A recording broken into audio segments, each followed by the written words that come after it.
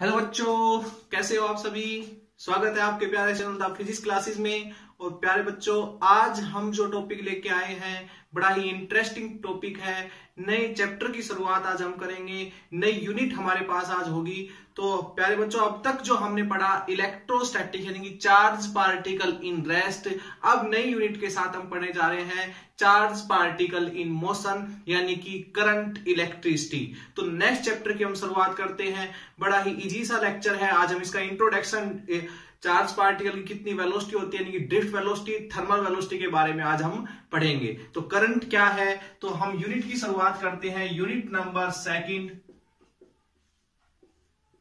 Chapter number according to NCERT third, current electricity. Unit का नाम है करंट इलेक्ट्रिसिटी,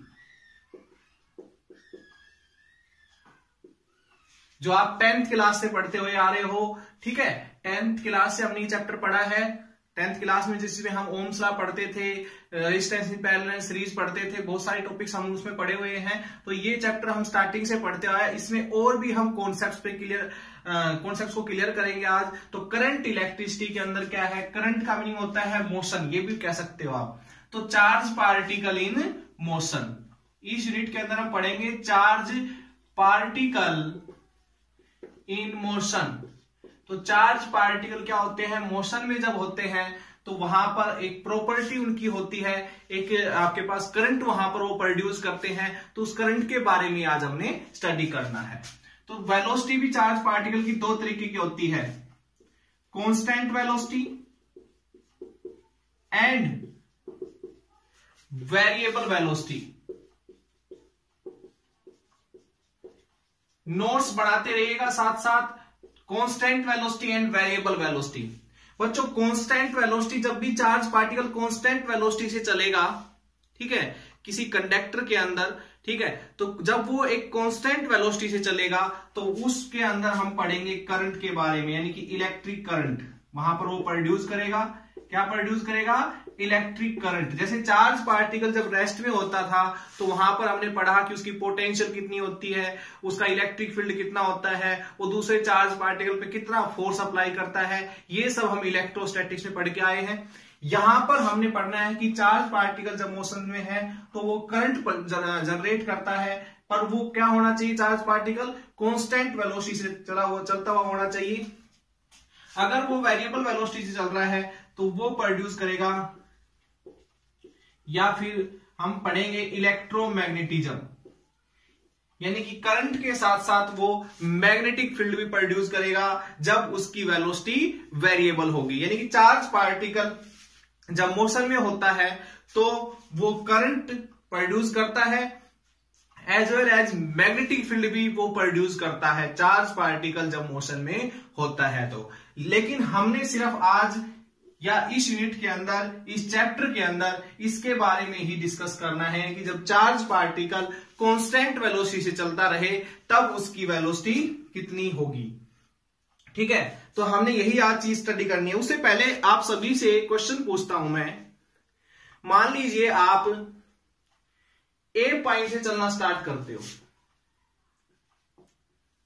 और बी पॉइंट तक आप आ जाते हो।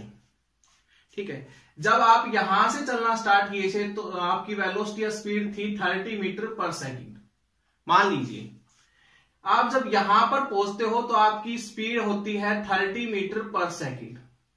ठीक है, बीच में या इस पॉइंट के ऊपर आपकी स्पीड 25 मीटर पर सेकंड हुई थी, इस पॉइंट पर आपकी जो स्पीड है वो 35 मीटर पर सेकंड हुई थी।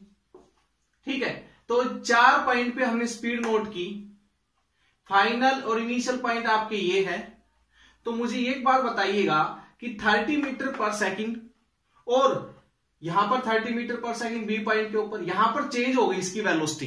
ठीक है, तो ये कह सकते हो कि ये बॉडी वेरिएबल वेलोसिटी से मूव कर रही है। किससे कर रही है, वेरिएबल वेलोसिटी से। लेकिन इन चारों वेलोसिटी का अगर एवरेज निकाल के देखें तो हम ये कह सकते हैं कि 30 मीटर पर सेकंड ही आएगा। यानी कि मैं अगर इनिशियल से फाइनल पर चेक करूं और इस टोटल डिस्प्लेसमेंट को टोटल टाइम से डिवाइड करूं तो मुझे क्या मिलती है, कांस्टेंट वेलोसिटी 30 मीटर पर सेकंड मिलती है। लेकिन एक्चुअल हर पॉइंट पर अगर नोट करूं तो इसकी वेलोसिटी क्या है, वेरिएबल है। तो मुझे ये बताइए कि इसकी वेलोसिटी कांस्टेंट है या वेरिएबल है। अगर सभी पॉइंट पर देखेंगे तो वेरिएबल है। इनिशियल और फाइनल पॉइंट के हिसाब से अगर देखकर चलेंगे तो हम ये कह सकते हैं इसकी वेलोसिटी कैसी है, कांस्टेंट। ओके, तो इसी तरीके से कई जगह आपको ऐसा कंफ्यूजन होगा कि सर कह रहे थे कि हम यहां पर constant velocity of charge particle लेके चल रहे हैं, बट यहां पर तो constant velocity of charge particle नहीं है। तो वहां पर ये समझ के चलना कि इनिशियल और फाइनल पोजीशन के बीच में अगर हम वेलोसिटी चेक करके देखें तो वो कांस्टेंट ही है। ठीक है तो यहां पर बच्चों कांस्टेंट वेलोसिटी से जब चार्ज पार्टिकल मूव करता है तो इलेक्ट्रिक करंट जनरेट करता है। तो पहला टॉपिक हमारा आता है कि इलेक्ट्रिक करंट क्या होता है। इलेक्ट्रिक करंट को समझने से पहले एक चीज समझिएगा कि जब हम किसी भी कंडक्टर को, कुछ भी हो सकता है कंडक्टर, किसी भी कंडक्टर को एक बैटरी से कनेक्ट कर देते हैं, एक सेल से कनेक्ट कर देते हैं पोटेंशियल V अप्लाई करके, तो यहां से इलेक्ट्रॉन निकल के आप यही सोचते हैं कि करंट इलेक्ट्रॉन निकल के पॉजिटिव की तरफ आते हैं, इलेक्ट्रॉन निकल के पॉजिटिव की तरफ आते हैं, जिसकी वजह से हम कहते हैं कि करंट हमारा फ्लो करता है पॉजिटिव टू नेगेटिव। ये करंट की डायरेक्शन होती है पॉजिटिव टू नेगेटिव। इलेक्ट्रॉन की डायरेक्शन ये होती है, बिल्कुल ये चीज हम ये भी कह सकते हैं सही है। बट एक्चुअल में क्या है कि यहां पर इलेक्ट्रॉन के पास ये मान के चलिए एनर्जी है जो इस कंडक्टर में पड़े बहुत सारे फ्री इलेक्ट्रॉन्स को मिलती है। इस पोटेंशियल डिफरेंस यानी कि पोटेंशियल एनर्जी जो यहां पर हमने अप्लाई की है, ये इन बहुत सारे इलेक्ट्रॉन्स को मिलती है और ये इलेक्ट्रॉन मूव करना स्टार्ट कर देते हैं। ठीक है, from lower potential to higher potential. Negative को लोअर पोटेंशियल बोलते हैं और हायर पोटेंशियल की तरफ मूव करना स्टार्ट कर देते हैं। तो इनको यहां से एनर्जी मिलती है, तो ये कह सकते हो कि transfer of energy from negative terminal to positive terminal, यानी कि नेगेटिव टर्मिनल से पॉजिटिव टर्मिनल की तरफ एनर्जी का ट्रांसफर होना। किसके through? Electrons, free numbers of electrons के थ्रू ये एनर्जी लेके जाएगा, इन इलेक्ट्रॉन्स को देगा, ये इलेक्ट्रॉन आगे सप्लाई करेंगे। तो यहां से तो transfer of energy of electron from negative terminal to positive terminal, it is called electric current. लेकिन एक्चुअल में आपकी बुक के अंदर इसकी डेफिनेशन थोड़ी अलग है। मैंने कहा कि transfer of energy from negative terminal to positive terminal, ठीक है, बाय इलेक्ट्रॉन, इलेक्ट्रॉन के द्वारा कितनी एनर्जी का ट्रांसफर किया जाता है, वही इलेक्ट्रिक करंट है। तो यहां से ये डेफिनेशन नहीं पढ़ेंगे हम, इससे मैंने सिर्फ आपको समझाया कि ट्रांसफर ऑफ एनर्जी होता है। क्या होती है इलेक्ट्रिक करंट की डेफिनेशन? स्टार्ट करते हैं। इलेक्ट्रिक करंट क्या है? Electric current rate of flow of charge, rate of flow of charge, यानी कि कितने टाइम में एक कंडक्टर से चार्ज पार्टिकल निकल के यानी कि पास हो रहे हैं, ये कह सकते हो। एक कंडक्टर से कितने चार्ज पार्टिकल का ट्रांसफर हो रहा है, इट इज कॉल्ड करंट। ठीक है, ये कह सकते हो आप लोग। देखिए बेटा, जैसे कि मान लीजिए एक पाइप है, उस पाइप के अंदर से पानी सप्लाई हो रहा है एक टंकी के अंदर। ठीक है, अगर वो टंकी को जल्दी बढ़ता है तो ये कह सकते हो कि पानी के अंदर फ्लो ऑफ वाटर क्या था, बहुत ज्यादा था, यानी कि मोशन ऑफ वाटर पार्टिकल ज्यादा था, ये भी कह सकते हो। अगर पानी को कम टाइम में वो पाइप जो है उस टंकी को कम टाइम के अंदर भर रही है, तो current of flow of water, हर चीज जब फ्लो करती है तो उसको हम करंट भी बोल देते हैं। ठीक है, करंट का मीनिंग होता है मोशन, मैंने बताया आपको। तो एक पाइप से अगर टंकी जल्दी बढ़ जाती है तो ये कह सकते हो कि इस पाइप के अंदर से पानी ज्यादा तेज स्पीड से, ज्यादा वेलोसिटी से, ज्यादा मोशन से फ्लो कर रहा है। तो यही तो ऐसा ही यहां पर है कि कंडक्टर के अंदर से कितने टाइम में, क्योंकि टाइम के रेस्पेक्ट में लेना बड़ा जरूरी है ना, कितने टाइम में इलेक्ट्रॉन नेगेटिव टर्मिनल से एनर्जी लेके इलेक्ट्रॉन इस कंडक्टर के पॉजिटिव टर्मिनल की तरफ मूव कर रहे हैं, कितने टाइम में? मैं कहता हूं 1 सेकंड में 10 कूलम चार्ज इधर पहुंच गया, इसका मीनिंग करंट कितना होगा? तो करंट क्या बताया हमने?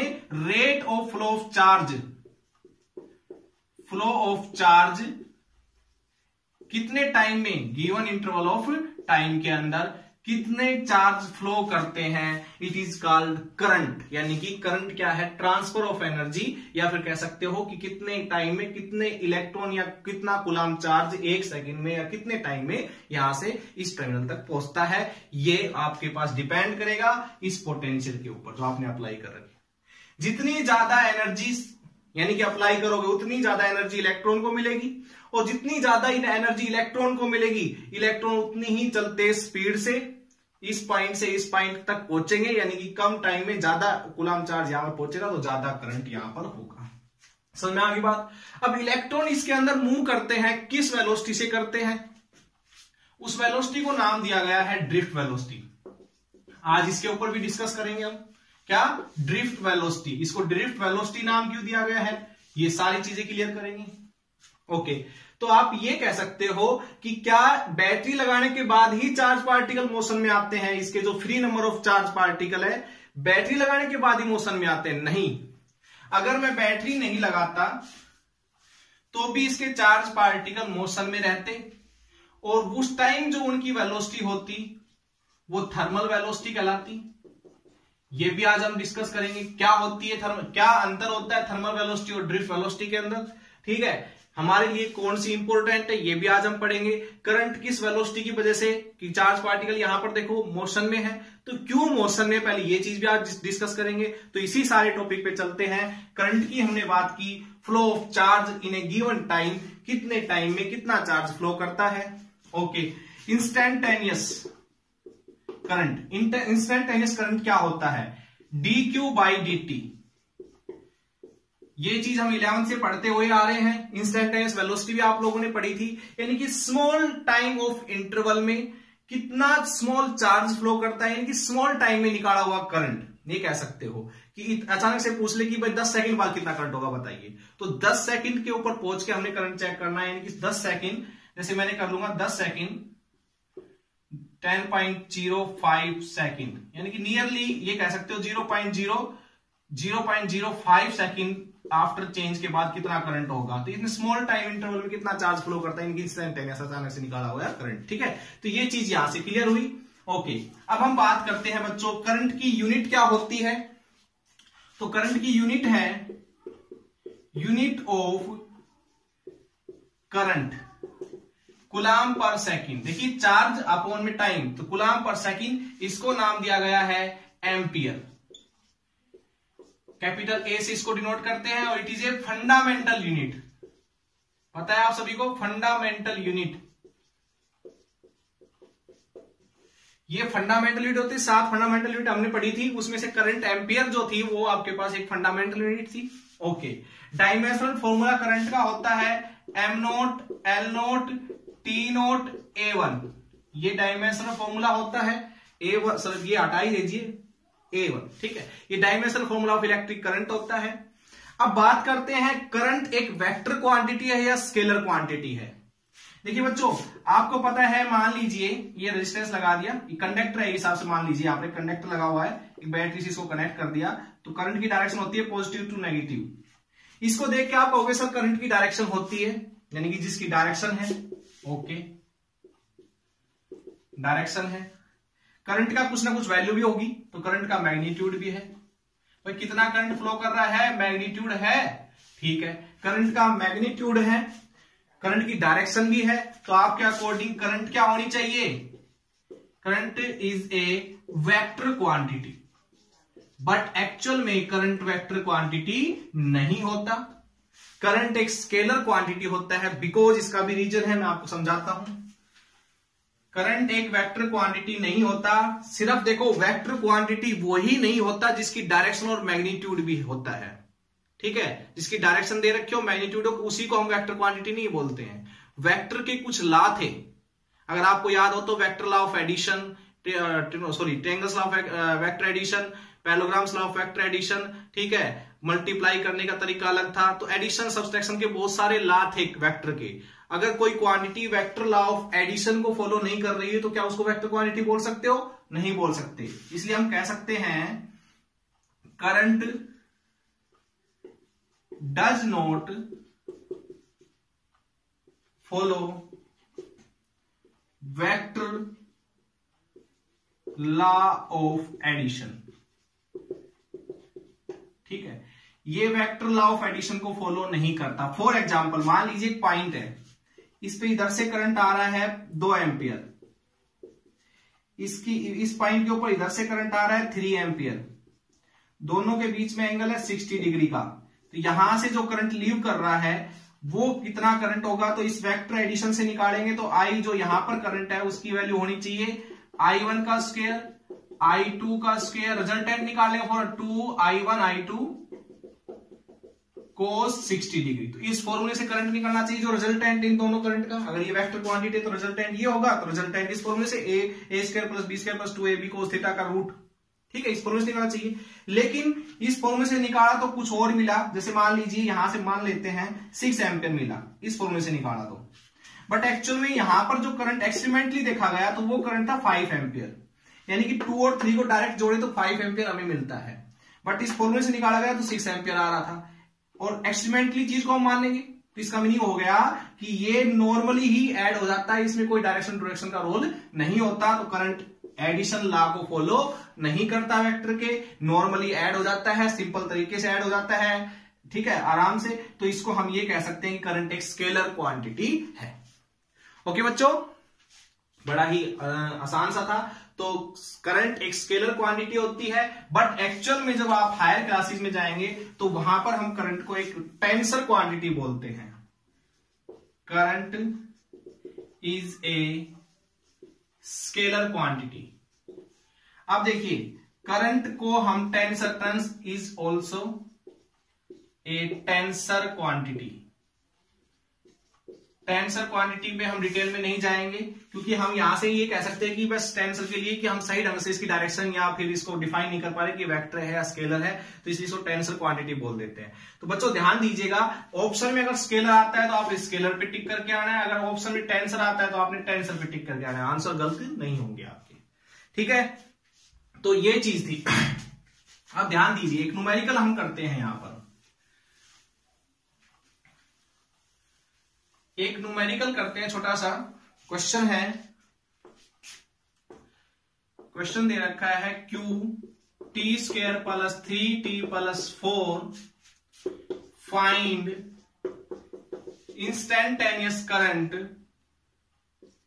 इन time t is equals to 3 second.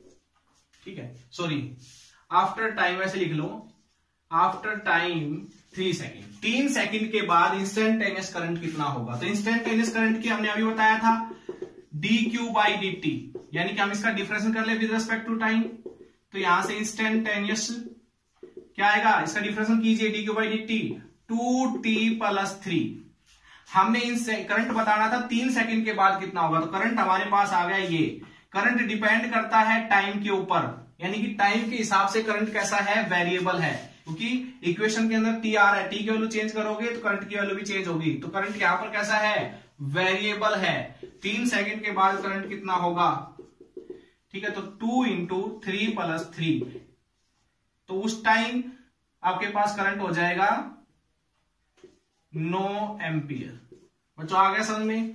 ठीक है, तो ये है इंस्टेंटेनियस करंट। ठीक है, तो ये चीज आपके न्यूमेरिकल में आ सकती है, ध्यान दीजिएगा इस बात पे। ओके, नेक्स्ट टॉपिक की तरफ हम बढ़ते हैं, ध्यान दीजिएगा। अब बेटा हम बात करते हैं कि करंट, ये तो पता लगा कि चार्ज पार्टिकल मोशन में होता है तब हमें करंट मिलता है, और कांस्टेंट वेलोसिटी से चार्ज पार्टिकल चलना चाहिए तो हमें करंट मिलता है। मैग्नेटिक फील्ड भी मिलता है, लेकिन उसके लिए चार्ज पार्टिकल का मोशन में होना जरूरी है, साथ साथ उसकी वेलोसिटी वेरिएबल भी जरूरी है। वो हम पढ़ेंगे नेक्स्ट यूनिट के अंदर, मैग्नेटिक फील्ड कैसे प्रोड्यूस होता है। फिलहाल हम पढ़ रहे हैं करंट के बारे में। कांस्टेंट वेलोसिटी होती है, वही चीजें आज हम क्लियर करेंगे कि थर्मल वेलोसिटी जो मैंने स्टार्टिंग बताई थी और ड्रिफ्ट वेलोसिटी क्या होती है। ध्यान दीजिएगा, classical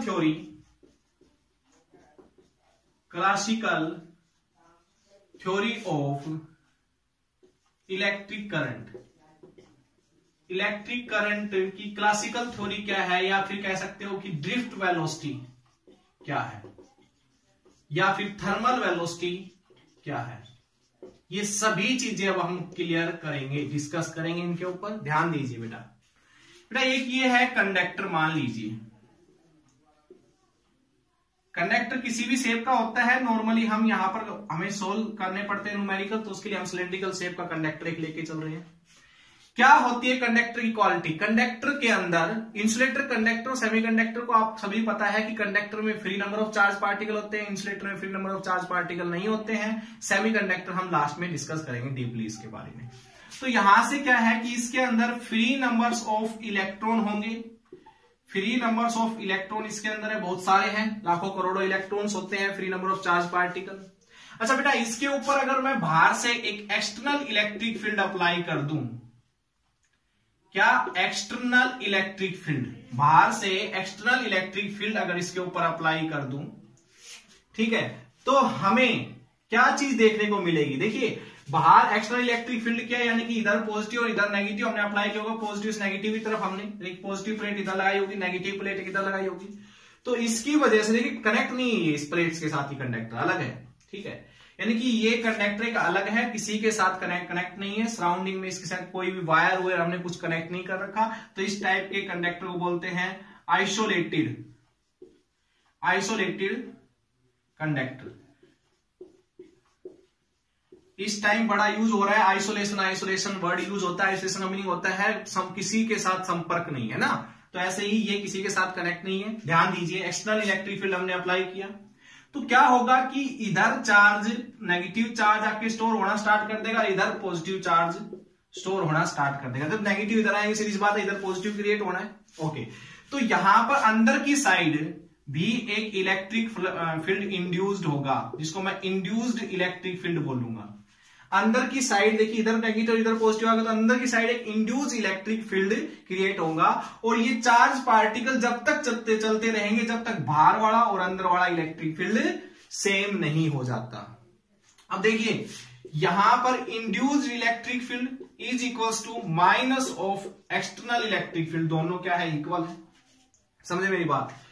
induced electric field is equals to minus of external electric field के इक्वल हो जाएगा कुछ टाइम के बाद। तो बाहर वाला इलेक्ट्रिक फील्ड इस डायरेक्शन में अप्लाई है, अंदर वाला इस डायरेक्शन में है, तो इसके अंदर, यानी कि कह सकते हो इसके अंदर जो नेट इलेक्ट्रिक फील्ड होगा वो जीरो होगा कि नहीं होगा? दोनों electric field equal and opposite है, तो net electric field is equals to zero होगा कि नहीं होगा? धीरे धीरे देखिए हम कॉन्सेप्ट्स पे आ रहे हैं। एक बात तो यहां से क्लियर हो गई कि free number of charge particle extra electric field की वजह से एक्यूमुलेट होना स्टार्ट कर देते हैं, इधर अपनी जो लास्ट एंड होता है कंडक्टर का उधर जाना स्टार्ट कर देते हैं, शिफ्ट होना स्टार्ट कर देते हैं, एक्यूमुलेट होना स्टार्ट कर देते हैं इधर, जिससे अंदर की साइड एक इलेक्ट्रिक फील्ड प्रोड्यूस होता है। और वो इलेक्ट्रिक फील्ड इतना प्रोड्यूस होता है, ये कंडक्टर की बात कर रहा हूं मैं, ठीक है, क्योंकि इसमें बहुत सारे चार्ज पार्टिकल है, ये बहुत सारे चार्ज पार्टिकल इधर भेज सकता है, बहुत सारे चार्ज पार्टिकल इधर भेज सकता है, और ये इतने चार्ज पार्टिकल भेज देगा कि अपना इलेक्ट्रिक फील्ड अंदर का बाहर वाले के साथ इक्वल कर लेता है। इसलिए हम कहते हैं कंडक्टर के अंदर कोई इलेक्ट्रिक फील्ड नहीं होता। कंडक्टर के अंदर कोई इलेक्ट्रिक फील्ड नहीं होता, वो इसी कारण नहीं होता। समझ में आ गई एक चीज clear? Okay, net electric field इसके अंदर जीरो, यानी कि अंदर के जो इलेक्ट्रॉन थे बेटा उनके ऊपर कोई फोर्स नहीं लग रहा। जब इलेक्ट्रिक फील्ड ही नहीं है, जितने जाने थे उतने चले गए। अगर और ज्यादा इलेक्ट्रिक फील्ड अप्लाई करो तो बाहर वाला बढ़ाते इंक्रीज कर दे तो अंदर वाला और इंक्रीज हो जाएगा, और ज्यादा चार्ज पार्टिकल इधर आ जाएंगे, जिससे ज्यादा होगा फिर नेट होना जीरो ही है।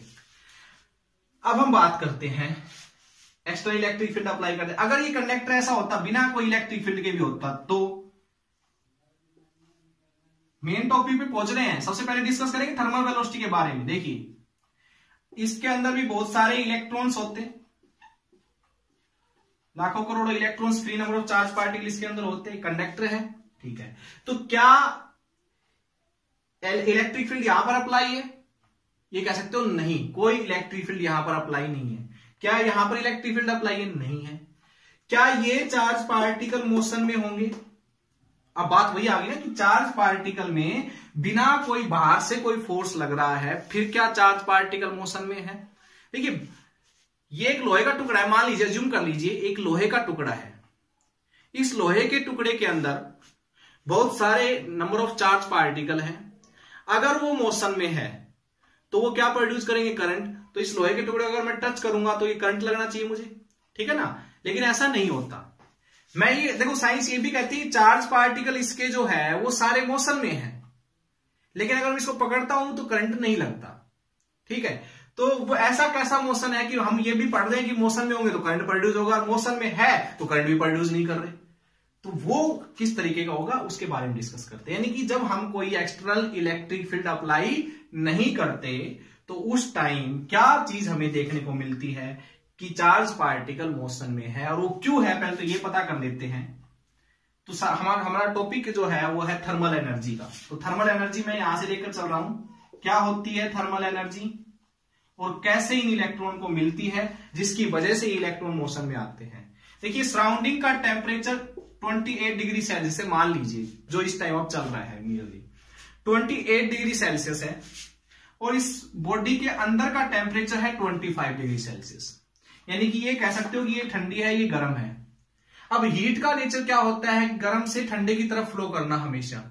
यानी कि कह सकते हो जो फ्री इलेक्ट्रॉन है ये बाहर से हीट एनर्जी को एब्जॉर्ब कर लेंगे, ठीक है। हायर टेम्परेचर होने की वजह से बाहर की हीट एनर्जी को ये free number of electron absorb कर लेंगे, और हीट एनर्जी लेने के बाद इनके अंदर कौन सी एनर्जी प्रोड्यूस हो जाएगी, काइनेटिक एनर्जी। यानी कि ये इलेक्ट्रॉन काइनेटिक एनर्जी में उस हीट एनर्जी को कन्वर्ट कर देंगे, और रैंडमली इसके अंदर कोई इधर जा रहा है, कोई इधर जा रहा है, कोई इधर जा रहा है, कोई इधर जा रहा है, कोई इधर जा रहा है, कोई इधर जा रहा है, कोई इधर जा रहा है, कोई इधर जा रहा है। यानी कि इस कंडक्टर के अंदर ये सारे के सारे क्या करना स्टार्ट कर देंगे, मूव करना स्टार्ट कर देंगे, ठीक है, रैंडमली मोशन से, ठीक है। This is called thermal velocity. यानी कि ये वेलोसिटी कहां से मिली है इसको, ये वेलोसिटी इसको बाहर से एब्जॉर्ब की गई हीट से मिली, इसलिए इसको थर्मल वेलोसिटी भी हम बोल सकते हैं। आगे बच्चों बात समझ में, तो इस वेलोसिटी से ये इस कंडक्टर में मूव कर रहे हैं, ठीक है। देखिए हम इस बात पे डिस्कस कर रहे हैं कि करंट क्या होता है, ये तो हमने छोटी डेफिनेशन थी। ये सब चीजें क्यों पढ़ रहे हैं हम, इन सब चीजों का रीजन यही है कि हम कंडक्टर के अंदर जो चार्ज पार्टिकल होते हैं उसके बारे में जानने की कोशिश कर रहे हैं कि वो चार्ज पार्टिकल मोशन में होते हैं या नहीं होते हैं तो कितनी वो करंट प्रोड्यूस करेंगे, किस वेलोसिटी से मूव कर रहे हैं। तो अब समझिएगा मेरे कॉन्सेप्ट्स को, यहां पर भी ये मोशन में रहेंगे। देखो यहां पर तो इलेक्ट्रिक फील्ड अप्लाई है, बट नेट इलेक्ट्रिक फील्ड अंदर तो जीरो है ना, इसलिए बाहर से एनर्जी को एब्जॉर्ब करेंगे, बाहर से एनर्जी को एब्जॉर्ब करके मोशन में रहेंगे, थर्मल वेलोसिटी वो कहलाएगी। और किस तरीके से रहेंगे ध्यान दीजिएगा, मैं कंडक्टर के अंदर जो इलेक्ट्रॉन उसके बारे में बता रहा हूं। ये इलेक्ट्रॉन है, ये इधर मूव कर रहा है, मान लो u1 वेलोसिटी से। एक इलेक्ट्रॉन यहां है, वो इधर मूव कर रहा है u2 वेलोसिटी से। एक इलेक्ट्रॉन इधर है, वो इधर मूव कर रहा है u3 वेलोसिटी से। एक इलेक्ट्रॉन नीचे की साइड मूव कर रहा है u4 वेलोसिटी से। एक इलेक्ट्रॉन इधर मूव कर रहा है u5 वेलोसिटी से। एक इलेक्ट्रॉन इधर मूव कर रहा है u6 वेलोसिटी से। ऐसे ही large number of electron size के अंदर वो सब क्या है, अपने जो इधर जाना चाह रहा है उधर जा रहा है। अच्छा, u1 u2 अपोजिट है दोनों, तो एक दूसरे को कैंसिल कर देंगे, तो यहां से इन दोनों का इफेक्ट एक दूसरे को कैंसिल कर देंगे। यानी कि अगर मैं कहूं कि ये इसने इधर जाके करंट इधर प्रोड्यूस किया, तो इसने इधर आके करंट इधर प्रोड्यूस, दोनों करंट एक दूसरे को कैंसिल कर रहे हैं, तो यहां पर कोई करंट नहीं होगा। तो समझ में आ गई। तो थर्मल वेलोसिटी या एवरेज वेलोसिटी हमेशा क्या होती है, जीरो। यानी कि एवरेज वेलोसिटी कैसे निकालते हो, u1 plus u2 plus u3 up to un तक, सबको जोड़ के n से डिवाइड कर दोगे। बट बच्चों आपको पता है ये सारी वेलोसिटी एक दूसरे के अपोजिट है, तो ये इन सब का आंसर क्या हो जाएगा, टोटल जीरो। तो एवरेज वेलोसिटी या एवरेज थर्मल वेलोसिटी हमेशा किसी भी कंडक्टर में जीरो होती है, एवरेज वेलोसिटी।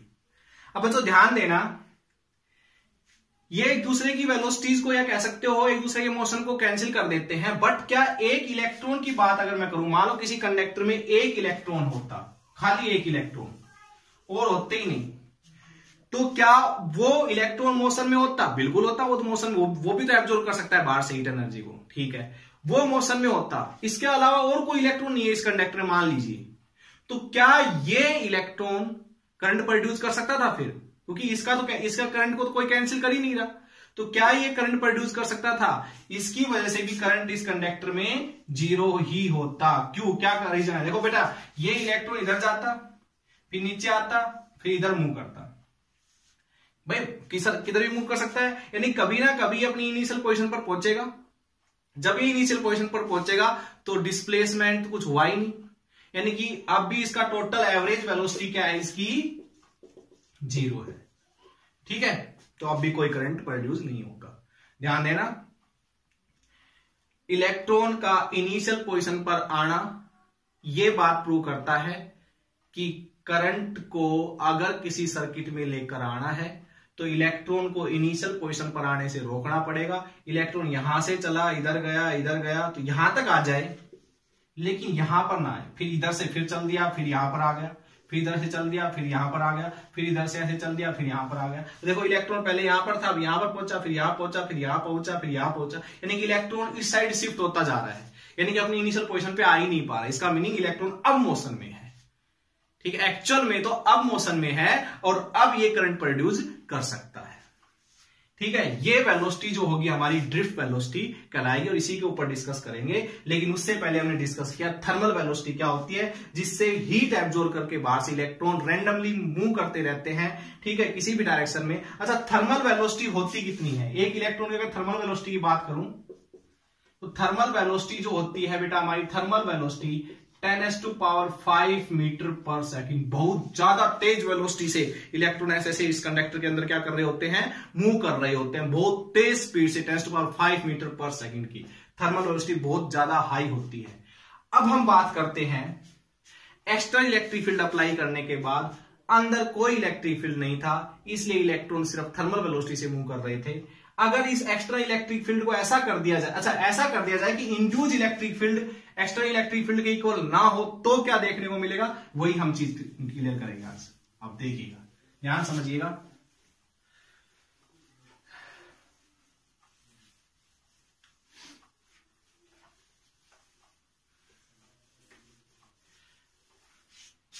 इंटरेस्टिंग टॉपिक है। एक कंडक्टर हमने लिया, इस कंडक्टर को हमने एक बैटरी से कनेक्ट कर दिया। इस कंडक्टर के अंदर लार्ज नंबर ऑफ इलेक्ट्रॉन है बच्चों, आपको ये क्लियर मैं कर चुका हूं, क्योंकि कंडक्टर है तो चार्ज पार्टिकल फ्री होंगे। अब की बार इसको एक बैटरी से कनेक्ट करेंगे वी पोटेंशियल अप्लाई करके, यानी कि इधर पॉजिटिव फील्ड इधर नेगेटिव, यानी कि इलेक्ट्रिक फील्ड एक्सटर्नल अप्लाई हो गया हमारा, वो तो इसी डायरेक्शन में है। अब की बार जो कंडक्टर है वो आइसोलेटेड नहीं है। कैसा नहीं है, आइसोलेटेड। मैंने कहा कंडक्टर किसी के संपर्क में नहीं होना चाहिए। अब देखो इस बैटरी के संपर्क में है, कनेक्ट है इस बैटरी के साथ, तो आइसोलेटेड ये कंडक्टर नहीं है। देखिए जैसे ही एक्सटर्नल इलेक्ट्रिक फील्ड अप्लाई होगा इस बैटरी की वजह से, ठीक है, पोटेंशियल डिफरेंस V और 0 की वजह से, जैसे ही इलेक्ट्रिक फील्ड अप्लाई होगा तो इलेक्ट्रॉन इधर एक्यूमुलेट होना स्टार्ट कर देंगे।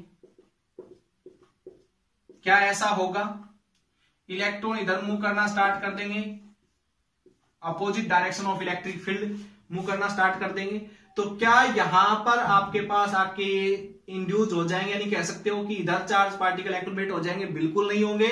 अब की बार ये वायर से कनेक्ट है तो इलेक्ट्रॉन इधर इकट्ठे हो ही नहीं पाएंगे, जाके इधर जाकर शिफ्ट होना स्टार्ट कर देंगे, जिससे बेटा इधर अगर ये इकट्ठे नहीं हो रहे तो अंदर की साइड इलेक्ट्रिक फील्ड इंड्यूस्ड होगा ही नहीं।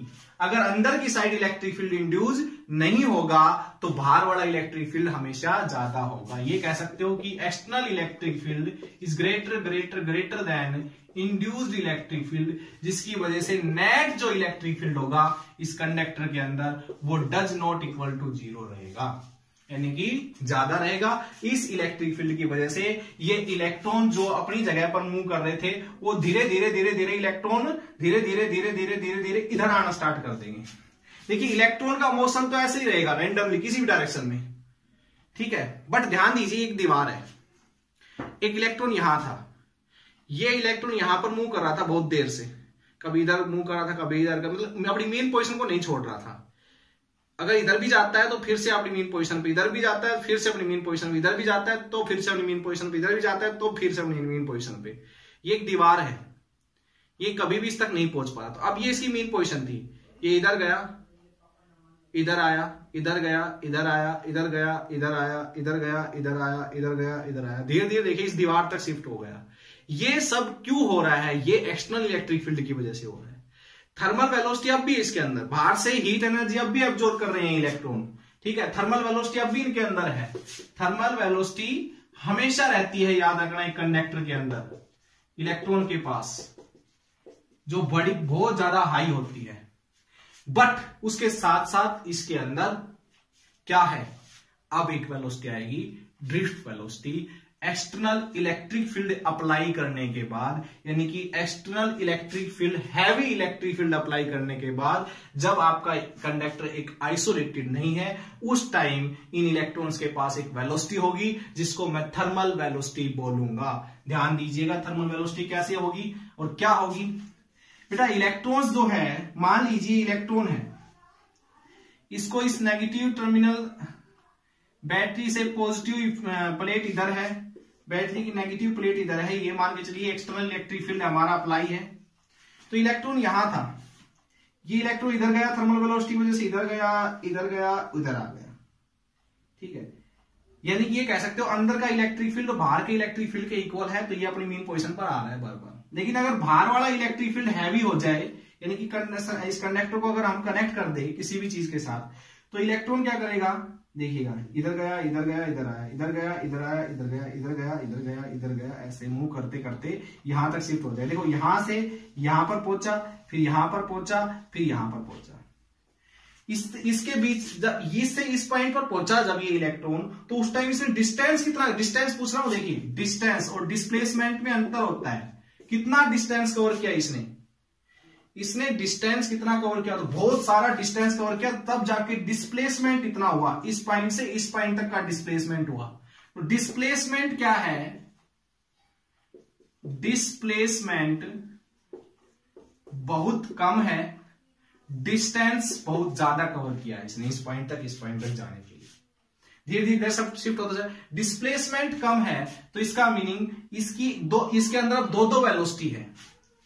एक वेलोसिटी तो ये है, स्पीड भी बोल सकते हो आप इसको, जिसको थर्मल वेलोसिटी हम बोल रहे हैं, और एक क्या है, एक वेलोसिटी इसको धीरे धीरे उधर लेकर जा रही है। जैसे कि आपकी वेव होती थी ना, वेव के अंदर दो तरीके की वेलोसिटी होती थी, वेव वेलोसिटी और पार्टिकल वेलोसिटी। तो इसी तरीके से यहां पर भी इस इलेक्ट्रॉन के पास दो तरीके की वेलोसिटी है, एक वेलोसिटी इसको धीरे धीरे इधर लेके जा रही है, एक वेलोसिटी इसको किधर भी लेके जा रही है, ये बोल सकते हो। तो ये डिस्प्लेसमेंट कम है, तो इसकी वजह से जो वेलोसिटी होगी वो ड्रिफ्ट वेलोसिटी होगी। यानी कि इलेक्ट्रॉन यहां पर ड्रिफ्ट करता हुआ चल रहा है, यानी कि कभी किधर, लेकिन धीरे धीरे उसका इसके लिए यहां से यहां तक पहुंचने के लिए इसको बहुत ज्यादा टाइम लगता है इस इलेक्ट्रॉन को। तो इसलिए इसका मीनिंग क्या होगा, वेलोसिटी बड़ी कम होगी, यानी कि ड्रिफ्ट वेलोसिटी कितनी होती है, कंपैरिजन देखना दोनों के बीच में, 10⁻⁻⁴ मीटर पर सेकेंड, 10⁻⁴ और वो 10⁻⁵ मीटर पर सेकेंड, सोच के चलिए। तो बेटा यही है हमारी ड्रिफ्ट वेलोसिटी, जिससे इलेक्ट्रॉन क्या करता है, लोअर पोटेंशियल से हायर पोटेंशियल की तरफ शिफ्ट होना स्टार्ट कर देता है। पहले इलेक्ट्रॉन जब एक्सटर्नल इलेक्ट्रिक फील्ड यानी कंडक्टर आइसोलेटेड नहीं था, उस टाइम इलेक्ट्रॉन जो था वो रैंडमली मूव करके कुल मिला के अपनी मेन पोजीशन पर पहुंच रहा था। ठीक है, बट अब की बार ऐसा नहीं है। क्लियर ये चीज, ठीक है। हमने एक्सटर्नल इलेक्ट्रिक इसको कंडक्टर को आइसोलेटेड नहीं कर रखा अब की बार, तो इलेक्ट्रॉन धीरे धीरे इधर मूव करने के साथ साथ इधर भी शिफ्ट होते चले जाएंगे। ठीक है, तो आप ध्यान दीजिएगा, आगे हम डिस्कस करेंगे अब अपने टॉपिक ड्रिफ्ट वेलोसिटी पर और इसका एक्सप्रेशन निकालेंगे। ड्रिफ्ट वेलोसिटी का एक्सप्रेशन क्या होता है, ध्यान दीजिएगा मेरी बात पे। चलो इसको भी साफ कर देता हूं मैं, दोबारा बना लेंगे। देखिए बेटो, यहां से हम बात कर रहे हैं ड्रिफ्ट वेलोसिटी की। क्या है बेटा ड्रिफ्ट वेलोसिटी, हमने आपको समझा दिया। ये कंडक्टर है, इसको हमने एक बैटरी पोटेंशियल डिफरेंस V के साथ कनेक्ट कर दिया, इधर V पोटेंशियल इधर 0, जिससे इलेक्ट्रॉन क्या करेंगे। अच्छा अब देखिए इलेक्ट्रॉन, मैं थोड़ा सा आपकी बुक में जिस तरीके का डायग्राम दिखा रखा वो दिखा देता हूं। ये इलेक्ट्रॉन था, इसने यहां से नेगेटिव चार्ज से एनर्जी मिली, इधर गया, इधर गया, इधर गया, इधर पहुंच गया, ऐसे मतलब ऐसे रैंडमली किधर भी मूव करके करते करते इधर शिफ्ट होता चला जाता है। अब ये इलेक्ट्रॉन देखिए, जब यहां से चला था इस पॉइंट से, तो इसकी वेलोसिटी बहुत कम थी और धीरे धीरे इसकी वेलोसिटी बढ़ती चली जाती है, और जैसे ही इस इलेक्ट्रॉन के पास पहुंचता है, यहां पर भी कोई फ्री इलेक्ट्रॉन था, या फिर कह सकते हो यहां पर भी कोई एटम था। देखिए ये इसके कंडक्टर में बहुत सारे एटम होंगे, और वो एटम क्या कर रहे हैं, जो आउटर मोस्ट शेल का इलेक्ट्रॉन है, आउटर मोस्ट सेल का इलेक्ट्रॉन है उसको डोनेट कर रहे हैं, जिसको हम फ्री इलेक्ट्रॉन बोल देते हैं। ओके, तो ये फ्री इलेक्ट्रॉन अगर ये इसके पास से निकल गया तो ऐसे ही निकलते निकलते बहुत सारे इलेक्ट्रॉन इधर पहुंचे, तो ये निकल रहा है इनके पास, तो इनके ऊपर कैसा चला जाएगा इन एटम्स के पास। यहां पर बहुत सारे एटम होंगे, बना देता हूं, जिन पे पॉजिटिव चार्ज होगा, जिन पे पॉजिटिव चार्ज होगा, तो इलेक्ट्रॉन जो होंगे आपके वो इसके पास पहुंचेंगे। इधर से चले इस एक इलेक्ट्रॉन को ही मान लीजिए, और वो बहुत तेज वेलोसिटी से मूव कर रहा था, लेकिन जैसे ही पॉजिटिव चार्ज के पास पहुंचा तो उसकी स्पीड क्या हो जाएगी, कम। फिर से वो स्टार्ट करेगा, तेज स्पीड से भागेगा, इधर से इधर पहुंचेगा, फिर लेकिन जैसे ही इसके पास पहुंचेगा उसकी वेलोसिटी हो जाएगी फिर से कम। अब अगर सर पॉजिटिव चार्ज के साथ मिल क्यों नहीं जाता, मिल जाएगा इसके पास, कोलिजन होता है। देखिए कोलिजन में वेलोसिटी पे मोमेंटम में फर्क पड़ता है, कोलिजन का मीनिंग हमेशा टकराना नहीं होता है। तो ये इलेक्ट्रॉन इसके साथ मान लो अगर पॉजिटिव चार्ज है तो नेगेटिव इलेक्ट्रॉन इसको दे देगा, तो इसको कहते हैं कि भाई न्यूट्रल होने के लिए क्या करेगा। बट ये क्या था, इसने इस एटम ने अपना इलेक्ट्रॉन डोनेट ही क्यों किया था, ये चाहता ही नहीं इलेक्ट्रॉन इसके पास रहे। तो ये तो सब इसके जो इलेक्ट्रॉन थे ना एटम्स के, वो तो फ्री थे, वो किधर मूव कर सकते हैं। तो ये इलेक्ट्रॉन सिर्फ आएगा, पॉजिटिव इफेक्ट की वजह से स्पीड कम होगी, इधर भागेगा, फिर से उसकी स्पीड कम होगी, तो ऐसे स्पीड गेन करेगा, कम होगी, गेन करेगा, कम होगी। तो यहां पर आप कहोगे सर स्पीड तो यहां पर, सॉरी वेलोसिटी तो यहां पर वेरिएबल है, आप तो कहते हैं वेलोसिटी कांस्टेंट है। तो ओवरऑल मैंने कहा कि स्पीड बढ़ेगी, फिर घटेगी, फिर बढ़ेगी, फिर घटेगी, फिर बढ़ेगी, फिर घटेगी, ओवरऑल आनी क्या है, एवरेज वेलोसिटी यहां पर कांस्टेंट ही रहेगी। एवरेज वेलोसिटी, देखिए कंफ्यूजन का टॉपिक है थोड़ा सा ये, एवरेज वेलोसिटी यहां पर कांस्टेंट है। ओके, ये चीज ध्यान दीजिएगा। अब देखिएगा आगे, तो ये चीज हम क्लियर कर लेते हैं, ड्रिफ्ट वेलोसिटी का डेरिवेशन पढ़ लेते हैं। ठीक है बेटा, ध्यान दीजिएगा। मान लीजिए कि इलेक्ट्रॉन है, इधर गया, इधर गया, इधर गया, ऐसे। ये इलेक्ट्रॉन जब यहां से चला था तो उस टाइम इसके पास थी थर्मल वेलोसिटी, लेकिन आउटर इलेक्ट्रिक और यहां तक जब वो पहुंचा तो उस टाइम उसकी वेलोसिटी हो गई थी v1 फाइनल वेलोसिटी। जब यहां से चला तो उस टाइम वेलोसिटी थी, जैसे पॉजिटिव चार्ज से फिर से स्टार्ट चलना उसने स्टार्ट किया तो वेलोसिटी हो गई थी u2, थर्मल वेलोसिटी क्या थी u2, लेकिन इलेक्ट्रिक फील्ड की वजह से उसके पास वेलोसिटी उसने गेन कर ली थी v2। ठीक है, लेकिन जैसे ही पॉजिटिव के पास पहुंचा फिर से उसकी वेलोसिटी हो गई 0, फिर से उसने हीट एब्जॉर्ब की बाहर से और फिर से उसकी वेलोसिटी हो गई u3। ठीक है, फिर से वो यहां पर पहुंचा तो उसकी वेलोसिटी हो गई u3, फिर हो गई v3। ठीक है, ऐसे बहुत सारे एटम्स के पास होके गुजरता है ये। तो ये कह सकते हो आप यहां पर कि एवरेज वेलोसिटी हमारे पास क्या होगी, v1 plus v2 plus v3 up to vn upon में एवरेज वेलोसिटी। अच्छा, ये इलेक्ट्रॉन जब यहां से यहां जाता है तो उस टाइम किसी से नहीं टकरा रहा, तो इस यहां से यहां तक के डिस्टेंस को हम बोल देते हैं λ1। ठीक है, यानी कि फ्री पाथ, λ1 को बोलेंगे फ्री पाथ। ध्यान समझना बेटा, ये फ्री पाथ क्या है कि इस टाइम से इस टाइम तक ये फ्री है, किसी से नहीं टकरा रहा। ठीक है, ओके, किसी के साथ इसका कोलिजन नहीं हो रहा। और यहां से यहां तक इसने जो टाइम लिया उसको बोलूंगा मैं τ1। टाउ मैं लिख देता हूं यहां पर, टाउ जो होगा वो होगा relaxation time, relaxation time. Okay, और जो लैम्बडा है वो है फ्री पाथ। रिलैक्सेशन टाइम समझ गए होंगे, time between two successive collision. Free path क्या है, the length between two successive collision. समझ गए बेटा ये बात। ओके, अब ध्यान दीजिए मेरी बात पे। तो ये क्लियर होने के बाद अब हम बात करते हैं, देखिए ये इनिशियल वेलोसिटी, ये फाइनल वेलोसिटी। तो अगर मैं कहूं v1 is equal to u1 plus a τ1, ये गलत तो नहीं लिखूंगा मैं, इक्वेशंस इक्वेशन ऑफ मोशन से आए हमारे पास। v1 final velocity is equal to initial velocity plus a acceleration क्या रहेगा, कांस्टेंट। ठीक है, एक्सेलरेशन तो फिक्स रहेगा, वेलोसिटी बढ़ेगी घटेगी, बढ़ेगी घटेगी, बढ़ेगी घटेगी, overall velocity constant, acceleration constant. तो यहां पर क्या आ जाएगा, τ1 यानी कि यहां से आता का टाइम क्या लगा, ये आ गया यहां पर रखिएगा। तो एवरेज वेलोसिटी, इसको मैं ड्रिफ्ट वेलोसिटी बोलूंगा, ड्रिफ्ट वेलोसिटी को मैं डिनोट करूंगा vd से। v1 की जगह रखोगे u1 प्लस a τ1, ऐसे ही v2 की जगह रखोगे u2 a τ2। भाई यहां से यहां तक का टाइम जो है τ2 लगा, यानी कि रिलेशन टाइम τ2 है। तो ऐसे बेटा अगर हम चलते जाएंगे तो हमारे पास क्या आएगा, u3 प्लस a τ3, ऐसे ही un plus a τn। Upon में एवरेज वेलोसिटी निकालने के लिए n से डिवाइड करेंगे। ओके, अब देखिए vt, बेटा ध्यान दीजिए मेरी बात पे, u1 plus u2 plus u3 plus u, ये थी इनिशियल वेलोसिटी यानी कि थर्मल वेलोसिटी थी। और थर्मल वेलोसिटी ऐसे लिख लू मैं u1 u2 up to un, और इसके नीचे n अलग से लिख लेता हूं, प्लस इन सब के पास से a कॉमन आ रहा है, a कॉमन लीजिए, τ1 τ2 अप टू τn अपॉन में n। ये क्या है, एवरेज थर्मल वेलोसिटी, और एवरेज थर्मल वेलोसिटी हमने बताई थी 0 होती है, तो इसको हटाई दीजिए। vt क्या आएगा, a τ1 τ2 अप टू τn, यानी कि relaxation time between first collision, second collision, third collision, सभी कोलिजन का टाइम जोड़ के n से डिवाइड कर दोगे तो क्या निकल के आ जाएगा, एवरेज रिलैक्सेशन टाइम। इसको साफ कर देता हूं मैं, एवरेज रिलैक्सेशन टाइम,